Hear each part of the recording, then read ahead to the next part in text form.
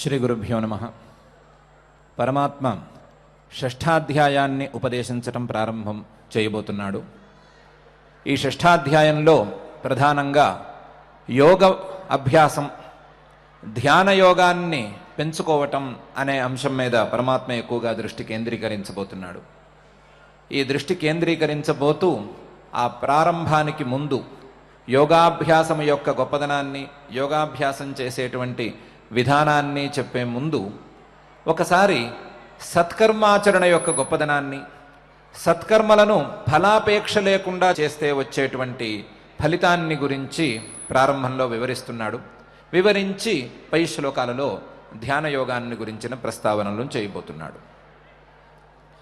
పరమాత్మ ప్రతి మానవుడిని తనకు విహితమైనటువంటి సత్కర్మాచరణ చేయమని ఇన్ని అధ్యాయాలుగా ప్రోత్సహిస్తూనే ఉన్నాడు.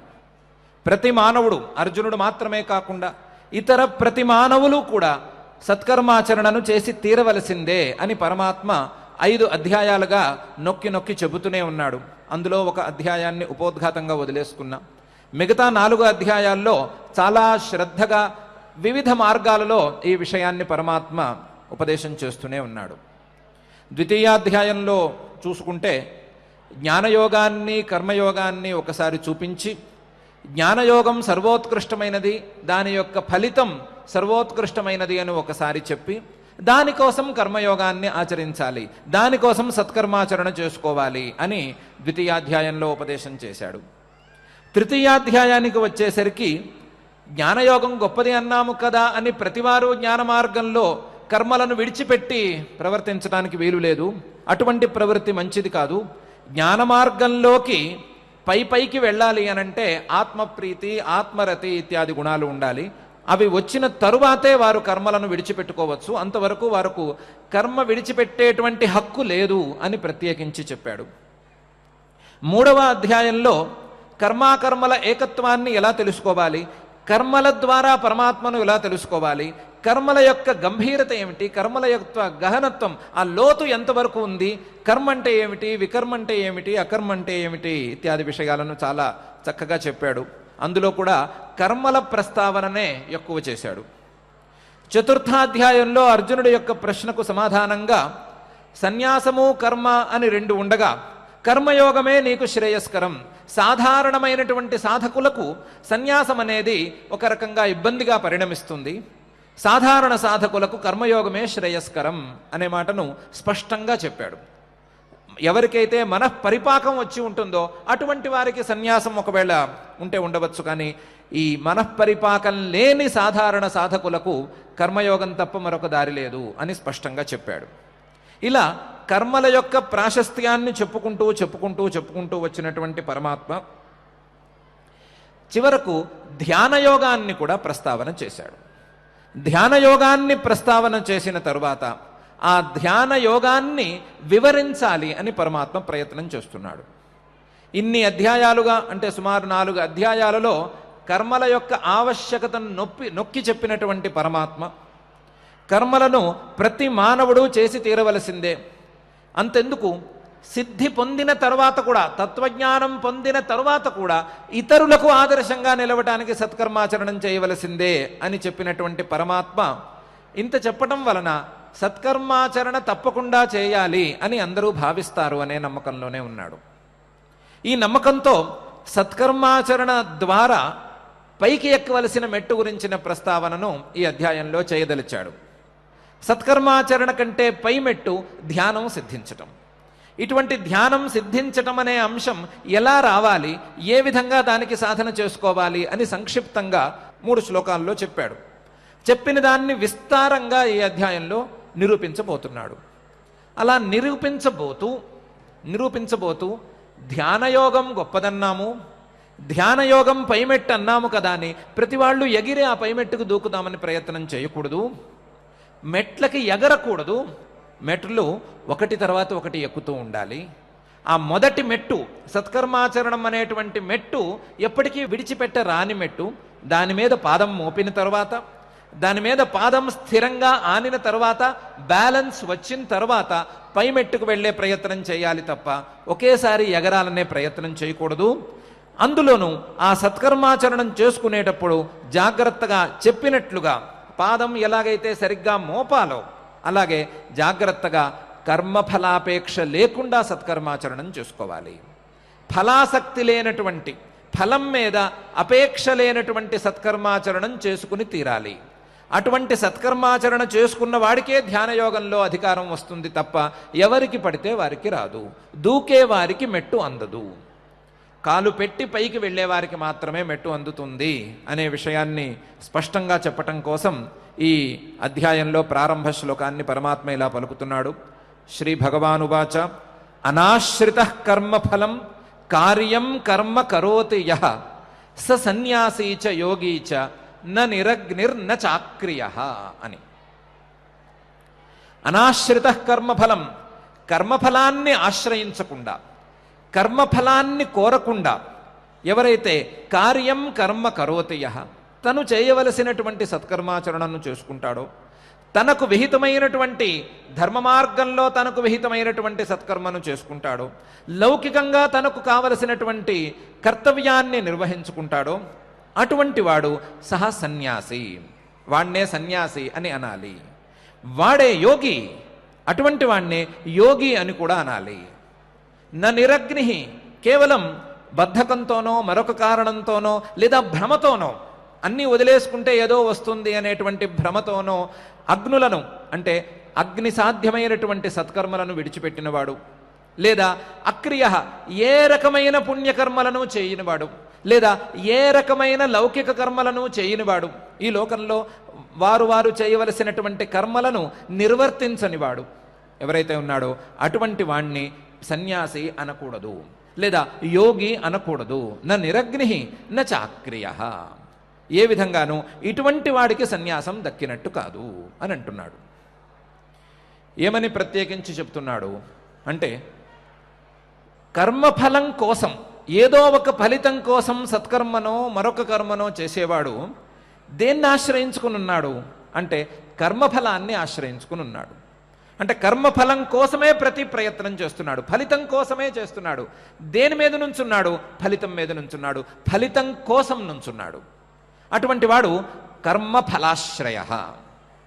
వాడికి ఆశ్రయం కర్మ కాదు, కర్మఫలం. ఏదో విధంగా ఫలితం దక్కితే చాలు, ఫలితం దక్కితే చాలు. దానికి కావలసినటువంటి కర్మ చేయాలి అని నియమం వాడికి లేదు. ఆసక్తి లేదా ఆ లక్ష్యం ఏముంది? కర్మ ఫలితం మీద ఉంది. అటువంటి వాడు అక్కర్లేదు. ఎటువంటి వాడు కావాలి? అనాశ్రిత కర్మఫలం, కర్మఫలాన్ని కోరుకోకుండా, కర్మఫలం మీద ఆసక్తి లేకుండా, కర్మఫలం మీద శ్రద్ధ లేకుండా, కేవలం కార్యం కర్మ కరోతి యః, నాకు విహితమైనటువంటి కర్మ ఇది, నేను చేయవలసినటువంటి కర్మ ఇది, నేను చేయాల్సిందే అనేటువంటి దృష్టితో కార్యం కర్మ, చేయవలసినటువంటి సత్కర్మనో లేదా లౌకికమైన కర్మనో ఎవరైతే చేస్తారో అటువంటి వాడే కావాలి. కర్మఫలం మీద ఆసక్తి ఉన్నవాడికి పైమెట్టు అందదు.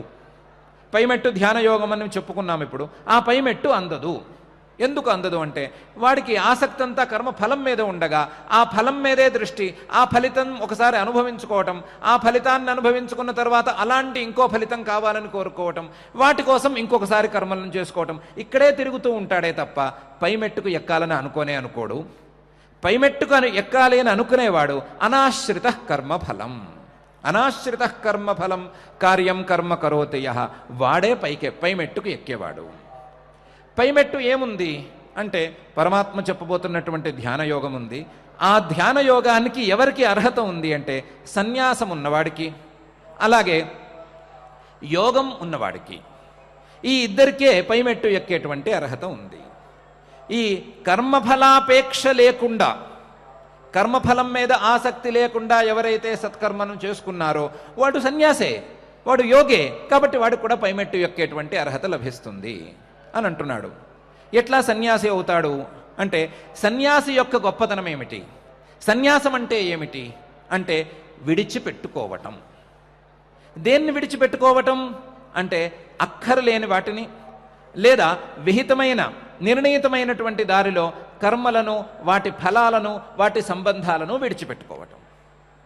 ఎలాగూ ఇప్పుడు మనం చెప్పుకున్నటువంటి ఉత్తమమైనటువంటి కర్మ సాధకుడు కర్మఫలాన్ని విడిచిపెట్టేశాడు కదా, ఆ అంశం తీసుకుంటే ఆ సన్యాసం ఈ కర్మఫలాపేక్ష లేని సత్కర్మాచరణ చేసేవాడికి ఉన్నట్లే.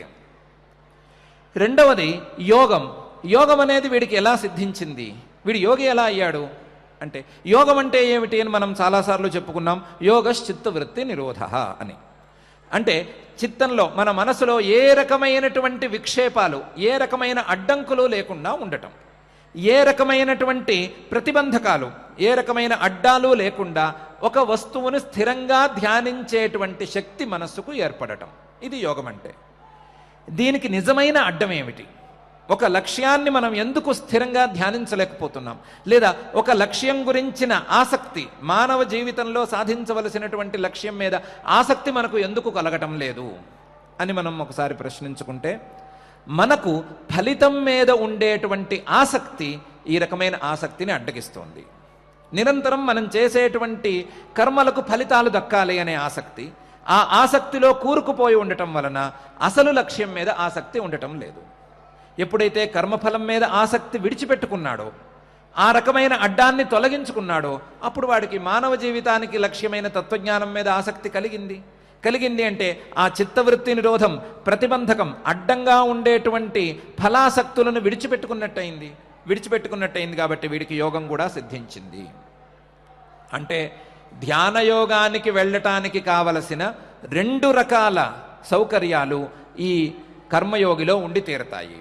ధ్యానయోగానికి కావలసిన 2 సౌకర్యాలు, ఒకటి ఏ రకంగానూ ఆయా కోరికలతో సంబంధం లేకుండా ఉండటం, దాన్ని సన్యాసం అని అనుకున్నాం. ఏ రకంగానూ మనసులో ధ్యానయోగానికి, ధ్యానం చేసుకోవటానికి అడ్డంకులు లేకుండా ఉండటం. ఇటు కోరికలన్నా అడ్డంకులే, ఇటు అడ్డంకులన్నా కోరికలే. కాబట్టి ఏ రకంగానూ ఫలం మీద కోరిక లేనివాడైతే, కర్మఫలం నాకు దక్కాలి అనేటువంటి ఆసక్తి లేనివాడైతే గనక వాడికి ఈ సన్యాసము, ఈ యోగము 2 సిద్ధించినట్లే అవుతాయి. సిద్ధించినాయి కాబట్టి వాడికి ధ్యానం సిద్ధిస్తుంది. పరమాత్మ చెప్పబోయేటువంటి ధ్యానయోగం వాడికి అంటుతుంది అని పరమాత్మ స్పష్టంగా చెప్తున్నాడు. స సన్యాసీచ యోగీచ. కేవలం నిరగ్ని చెప్పినటువంటి సత్కర్మలన్నీ విడిచిపెట్టుకుని వెళ్ళేవాడు, లేదా అక్రియ, ఏ రకమైనటువంటి దానాది కర్మలను చేయనివాడు, వీడు సన్యాసి కిందో యోగి కిందో రావడానికి వీలే లేదు. నిరగ్ని అంటే అగ్నిసాధ్యమైన, అగ్నితో చేయవలసినటువంటి సత్కర్మలన్నీ విడిచిపెట్టేసుకున్నాడు. అక్రియ, లౌకికంగానూ వైదికంగానూ చేయవలసినటువంటి క్రియలన్నిటినీ విడిచిపెట్టేసుకున్నాడు. ఏ పని చేయటం లేదు. అయినంత మాత్రాన వాడు సన్యాసి కానీ యోగి కానీ కాడు. ఎందుకు కాడు అంటే, దానికంటే పెద్ద అడ్డంకి మనసులో లోపల ఉన్నది. ఏమిటి? కర్మఫలం మీద ఆసక్తి. ఈ కర్మఫలం మీద ఆసక్తి పోయేంత వరకు ఆ అడ్డంకి అనేది పోదు. అడ్డంకి పోకపోతే ధ్యానం కుదరదు. అందువలన అనాశ్రిత కర్మఫలం కార్యం కర్మ కరోతి యః స సన్యాసీ చ యోగీ చ న నిరగ్నిర్న చాక్రియ అని పరమాత్మ స్పష్టంగా చెప్తున్నాడు. అయితే ఒక ప్రశ్న మనం వేసుకోవాలి. కర్మఫలం మీద ఆసక్తి ఉన్నంత మాత్రాన ధ్యానం ఎందుకు కుదరదండి? ధ్యానం కుదరటానికి, ఈ ఆసక్తి ఉండటానికి విరోధం ఏమిటి? ధ్యానం ఎందుకు కుదరదు? ధ్యానం పాటికి ధ్యానం చేసుకుంటాడు, కర్మఫలం మీద ఆసక్తి ఉంచుకుంటాడు. 2 ఉంచుకుంటే తప్పేంటి అంటే, 2 ఉంచుకోగలిగితే తప్పు లేదేమో కానీ 2 ఉండటం మాత్రం అసంభవం అని స్పష్టంగా పరమాత్మ అభిప్రాయపడుతున్నాడు. ధ్యానం అంటే ఏమిటి అంటే, ఒకే వస్తువు మీద స్థిరమైన దృష్టిని కేంద్రీకరించటం. ఒకే వస్తువు మీద దృష్టిని స్థిరంగా కేంద్రీకరించుకోగలగటం గనక ధ్యానమైతే, ఆ ధ్యానానికి అది తప్ప మిగతావన్నీ అడ్డంకులే. అందులోనూ మనం చెప్పుకునేటువంటి కర్మఫలాసక్తి అంటే నిరంతరం మంటను పుట్టించేటువంటి కర్మఫలాసక్తి ఈ ధ్యానానికి పూర్తిగా అడ్డంకి. కర్మఫలం మీద ఆసక్తి ఉన్నవాడికి క్షణమాత్రం కూడా ధ్యానం కుదిరే అవకాశం ఉండదు. ఆ కర్మఫలం మీద ఆసక్తి ఉన్నవాడికి ఆ కర్మఫలం మీదే కుదురుతుంది, ఆ కర్మఫలానికి కావలసినటువంటి సాధనాల మీదే కుదురుతుంది, లేదా ఆ క్రియల మీద, దానికి సంబంధించిన వస్తువుల మీద, దాని గురించిన వివరణ మీదే ఎప్పుడు ఆసక్తి ఉంటుంది తప్ప ధ్యానం మీద కానీ, లేదా పరమాత్మతత్వం మీద కానీ, ఆత్మతత్వం మీద కానీ ఏమాత్రం ఆసక్తి ఉండదు. అసలు ఇంతే కాదు, ఏ విషయం గురించైనా చెప్పింది అర్థం చేసుకోవాలి అనంటే మనిషికి ఏం కావాలి అనేది ఒక ప్రాథమికమైన ప్రశ్న. చాలామంది ఉపదేశం చేస్తున్నారు, వేదాలు ఉపదేశం చేసినాయి, మహర్షులు ఉపదేశం చేశారు, పరమాత్మే సాక్షాత్తుగా వచ్చి గీతోపదేశం చేశాడు, ఇతరులు ఉపదేశాలు చేస్తూనే ఉన్నారు. చేస్తున్నా సరే మానవులకు ఎందుకు అర్థం కావటం లేదు? చెప్పిన విషయం అర్థమైనట్లున్నా ఆచరణకు ఎందుకు నోచుకోవటం లేదు అనేది ఒక పెద్ద ప్రశ్న. చాలా రోజులుగా చాలామందిని వేధిస్తున్నటువంటి ప్రశ్న. అంతా అర్థమైనా సరే ఆచరించాలని ఎందుకు అనిపించదు? ఎంత వివరంగా చెప్పినా ఎందుకు అర్థం కాదు? అర్థము కాదు, ఒక్కొక్కప్పుడు అర్థమైంది, ఆచరణకు నోచుకోదు. ఎందుకు ఇలా అవుతోంది అనంటే దానికి ఒకే ఒక చిన్న సమాధానం, సింపుల్ ఆన్సర్ ఏంటి అంటే మనస్సు పరిశుద్ధంగా లేకపోవటం వలన. మనస్సు శుద్ధంగా లేకపోతే గనక, మనస్సు గనక అలజడికి గురి అయి ఉంటే, మనస్సు గనక కదిలిపోతూ చెదిరిపోతూ ఉంటే ఏ రకంగానూ చెప్పిన విషయం అర్థం కాదు, అర్థమైన విషయం ఆచరించబుద్ధి కాదు. కాబట్టి ఏ విషయం అర్థం కావాలన్నా అది క్లాస్ రూమ్లో కావచ్చు, మరొక సందర్భంలో కావచ్చు, పరమార్థ విషయం కావచ్చు, సత్కర్మల విషయం కావచ్చు, ఇంకోటైనా కావచ్చు, ఏ విషయం అర్థం కావాలన్నా మనస్సు శాంతంగా ఉండాలి. మనస్సు శాంతంగా ఉండాలి అనంటే ఆ చెప్పే విషయాన్ని బట్టి, మనం అర్థం చేసుకోవలసినటువంటి విషయం యొక్క భారాన్ని బట్టి, ఆ వెయిట్ని బట్టి ఆ మనస్సు యొక్క శాంతిని మనం నిర్ణయించుకోవాలి. పరమాత్మ మనకు చెప్తున్నటువంటి విషయం సర్వోత్తమమైనటువంటి విషయం, చాలా కష్టమైన విషయం. ఎంత కష్టమైన విషయం అంటే మన గురించి, మన ఆత్మతత్వం గురించి మనమే మర్చిపోతే, లేదా మనకే తెలియకపోతే అటువంటి వారికి తెలియజెప్పి ఆ విషయాన్ని అర్థం చేసుకోమని ఉపదేశం చేసే ప్రయత్నం అది. ఎంత కష్టం! ఎవరికి వారికి వారి గురించి తెలిసి ఉండాలి. ఎవరికి వారికి నేనెవరు అనే ప్రశ్నకు సమాధానం తెలిసి ఉండాలి. ఆ ప్రశ్నకు సమాధానం తెలియక, నేనెవరో ఏమాత్రం అర్థం కాక ఇబ్బంది పడుతున్నటువంటి మానవుడికి నువ్వు ఎవరో అని ఎవరో బయట నుంచి చెబుతుంటే, లేదా లోపల నుంచైనా చెబుతూ ఉంటే, అది అర్థం చేసుకోవటం అనేది అతి తీవ్రమైన కష్టతరమైన విషయం, చాలా కష్టమైనటువంటి విషయం. ఇటువంటి కష్టమైన విషయాన్ని తెలుసుకోవాలంటే ఏం కావాలి అంటే శాంతి కూడా ఆ స్థాయిలో ఉండాలి, మనస్సులో ఉండేటువంటి శాంతి. ఆ శాంతి ఎక్కడి నుంచి వస్తుంది అంటే ఈ కోరికలు లేకపోవటం వలన వస్తుంది, లేదా సత్కర్మాచరణను ఆ కామ సంపర్కం లేకుండా చేసుకోవటం వలన వస్తుంది, నిష్కామ కర్మాచరణ వలన వస్తుంది. మనస్సు పూర్తిగా కల్మషాలు లేకుండా శుభ్రపడిపోయిన తర్వాత వస్తుంది. అంతవరకు రానే రాదు. రావటానికై అనాశ్రిత కర్మఫలం కార్యం కర్మ కరోతి యహ అనేది తప్పకుండా చేసి తీరాలి అని పరమాత్మ అభిప్రాయపడుతున్నాడు. మనస్సు శాంతమైతేనే, లేదా మనస్సు గనక శుభ్రంగా లేదా శుద్ధంగా ఉంటేనే చెప్పిన విషయం అర్థమవుతుంది. అంతవరకు చాలా సాధారణమైన విషయం అర్థం కాకుండా ఉంటుంది. కానీ యోగ్యత ఉన్న వాళ్లకు, మనస్సు శుద్ధంగా ఉన్న వాళ్లకు చెప్పిన విషయం అర్థమవుతుంది అనటానికి ఉదాహరణ ఏమైనా ఉందా? ఇంతవరకు అర్థం కాదు, ఇప్పుడు మాత్రం చెప్తే అర్థమైపోయిందా అనడానికి ఉదాహరణ ఉందా అంటే ఒక గొప్ప ఉదాహరణ ఉంది. ఆ ఉదాహరణను మనం లౌకికంగానూ చూసుకోవచ్చు, పారమార్థికంగానూ చూసుకోవచ్చు. అటువంటి గొప్ప ఉదాహరణ ఉంది. ఉత్తముడు అని ఒక రాజుగారు, నిజంగానే ఉత్తముడు, ఆయన చాలా ఉత్తముడు. ఆయన ఒక పిల్లను ప్రేమించి పెళ్లి చేసుకున్నాడు.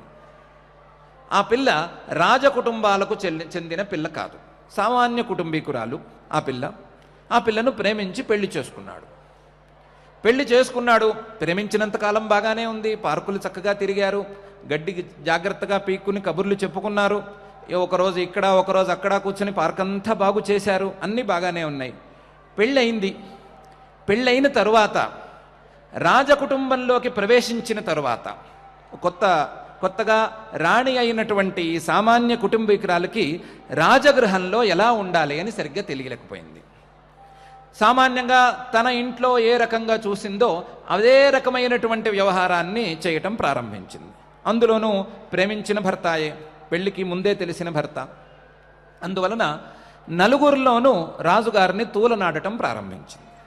నలుగురిలోనూ కాస్త ఇంతకు పెళ్లికి ముందు పిలిచినట్లుగా ఏకవచనంలో పిలవటమో, లేకపోతే నీకేం తెలుసు అనటమో, ఏదో మొత్తం మీద రాజుగారిని నలుగురిలో అగౌరవంగా మాట్లాడడం ప్రారంభించింది.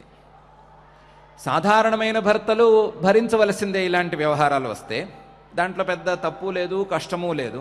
కానీ రాజ్యం నడిపించవలసిన రాజుగారు, ఆయనకు మంత్రుల ముందు, అధికారుల ముందు భార్యతో అవమానం ఎదురవుతోంది అనే విషయం ఉంటే కొంచెం బాగుండదు. రాజ్య నిర్వహణ అలా సాగదు. రాజ్య నిర్వహణ రాజుగారి యొక్క నిరంకుశ అధికారం మీదే సాగుతుంది.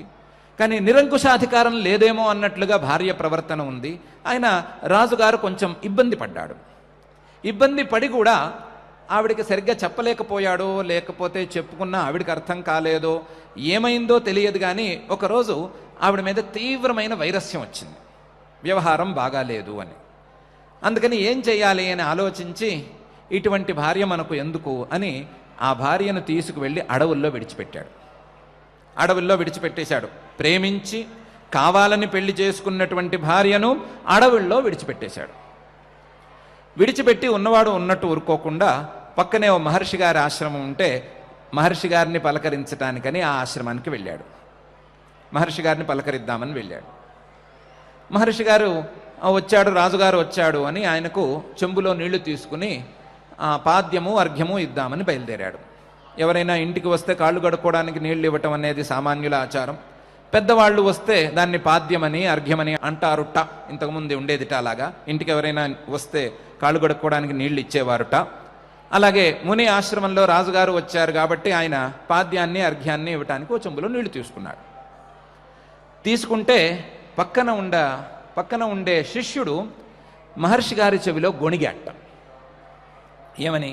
అయ్యా, ఇతను అర్ఘ్యానికి యోగ్యుడు కాడు. ఎందుకు కాడు అంటే, ఈ దుర్మార్గుడు ప్రేమించి పెళ్లి చేసుకున్న భార్యను అడవిలో విడిచిపెట్టాడండి. ఇటువంటి వాడికి అర్ఘ్యం ఇస్తే మీకు అవమానం.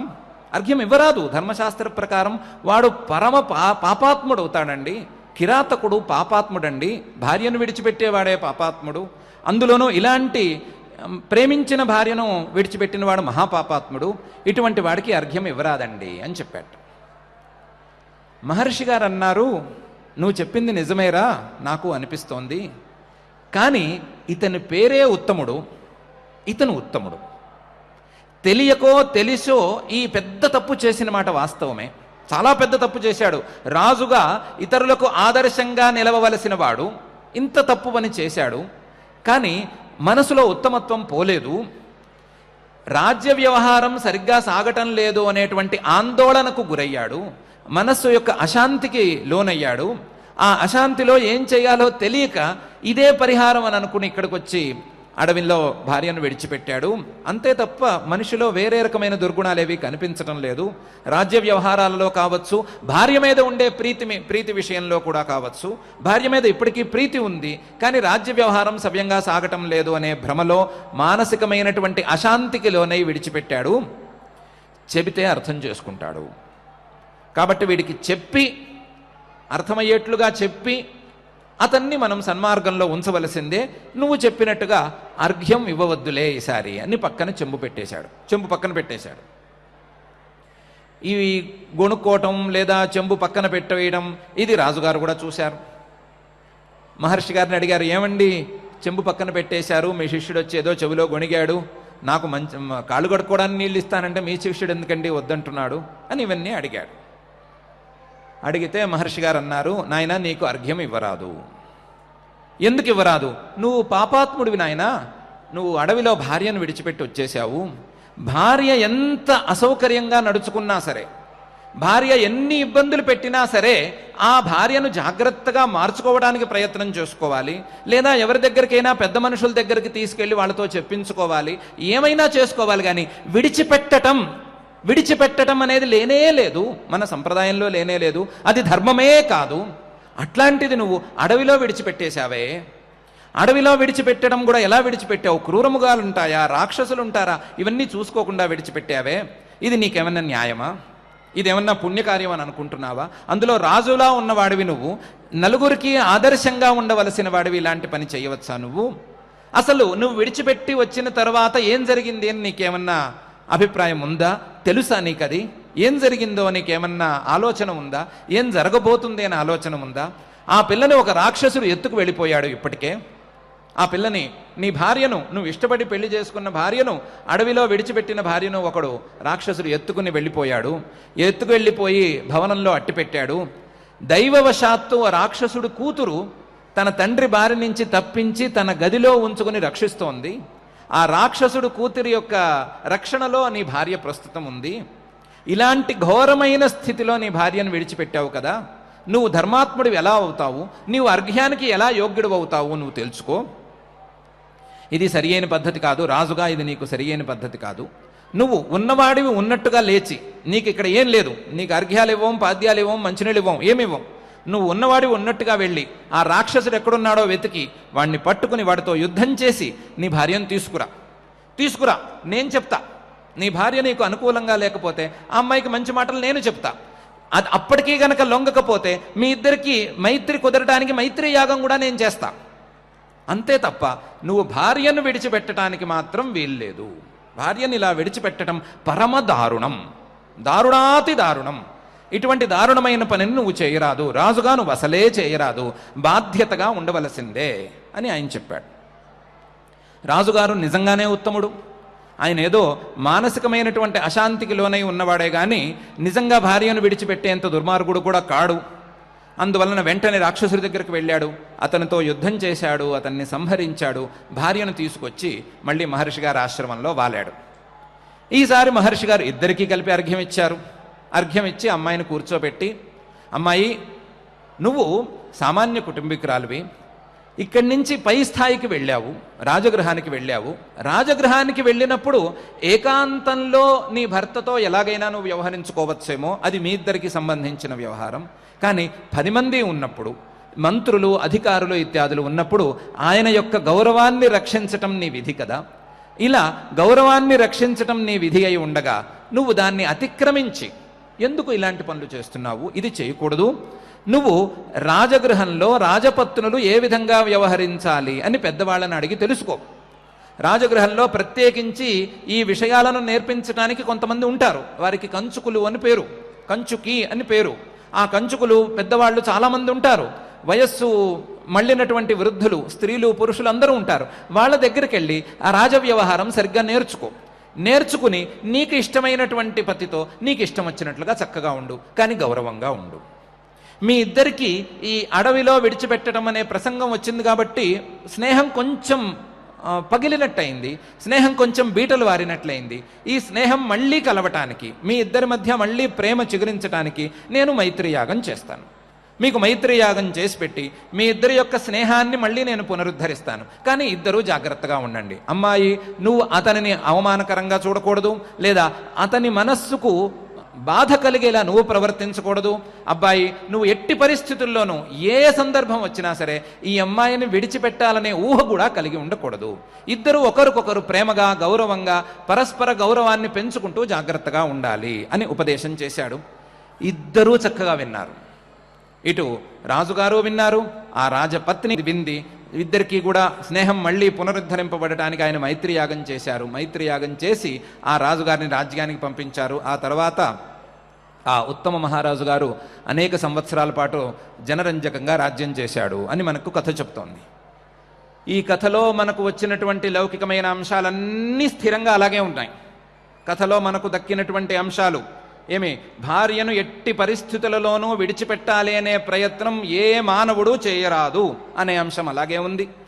భర్తనులో లేదా భర్తకు సంబంధించిన వారినో అనవసరమైన సందర్భాలలో అవమానకరంగా మాట్లాడరాదు అనే భార్యల నియమం అలాగే ఉంది. ఇద్దరూ పరస్పరం గౌరవంతోనూ ప్రేమతోనూ వ్యవహరించుకోవాలి అనే నియమం కూడా అలాగే ఉంది.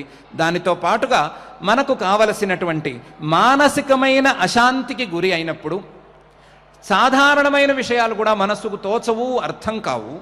సాధారణమైన విషయాలు, తనే ప్రేమించి తనే పెళ్లి చేసుకుని తనే ఇష్టపడినటువంటి భార్యను అడవిలో విడిచిపెట్టడం ఏమిటి? అదేమి చోద్యం?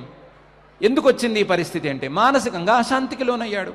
ఇంత చిన్న అశాంతికి లోనైన వాడు, అంత నలుగురికి ఆదర్శంగా ఉండవలసిన వాడు, ఎంత పెద్ద అడ్మినిస్ట్రేషన్ చేయవలసిన వాడు భార్యను అడవిలో విడిచిపెట్టాలి అని అక్కర్లేని సంకల్పం తీసుకున్నాడంటే, అక్కర్లేని నిర్ణయం తీసుకున్నాడంటే మరి ఆత్మ విషయంలోనూ పరమాత్మ విషయంలోనూ కర్మఫలం మీద ఆసక్తితో అశాంతికి గురవుతున్నటువంటి సాధారణ మానవుడి యొక్క పరిస్థితి ఏంటి?